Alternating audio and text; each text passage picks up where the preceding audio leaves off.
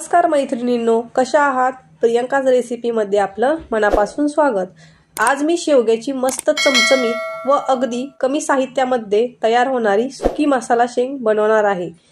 ही recipe अगदी कमी वेळेत तयार होते। ती तुम्ही डब्याला देऊ शकता, तसेच जेवताना तोंडी लावतानाही खाऊ शकता। ही भाजी खूप अप्रतिम लागते। चला तर मग रेसिपीला सुरुवात करूया।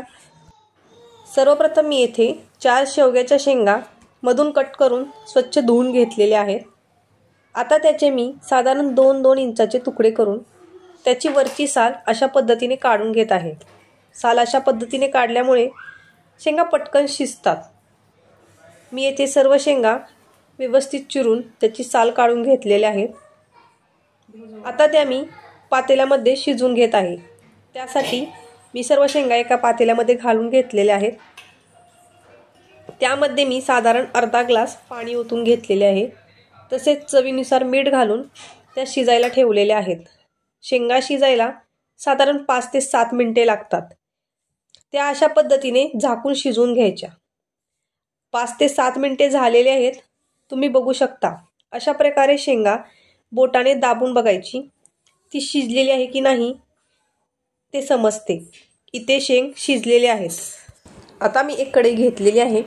त्यामध्ये भाजीची एक पळी तेल येथे ओतलेले आहे। तेल चांगले गरम झाल्यावर त्यामध्ये अर्धा चमचा मोहरी घातलेली आहे। मोहरी चांगली तडतडल्यावर त्यात 8 ते 10 कढीपत्त्याची पाने तसेच अर्धी वाटी कांदा बारीक चिरून घेतलेला आहे तो घातलेला आहे। कांदा छान गोल्डन होईपर्यंत परतून घेत आहे। कांदा इथे छान भाजला गेलेला आहे। आता त्यामध्ये मी अर्धी वाटी टोमॅटो घालून परतून घेत आहे। टोमॅटो छान गाळ होण्यासाठी मी त्याच्यावर झाकण ठेवून एक वाफ देत आहे। 2 मिनिटे झालेले आहेत।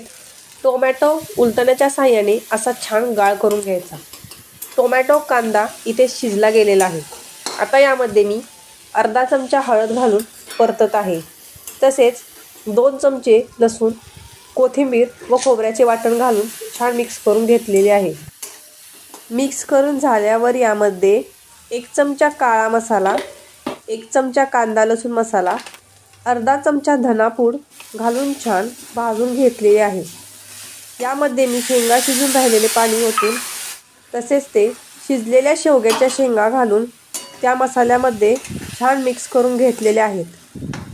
आता यामध्ये मी 2 चमचे शेंगदाण्याचा कूट घालून मिक्स करून घेऊन 2 मिनिटे झाकून ठेवून घेत आहे। झाकण ठेवल्यामुळे शेंगामध्ये मसाला छान मुरतो। 2 मिनिटे झालेली आहेत।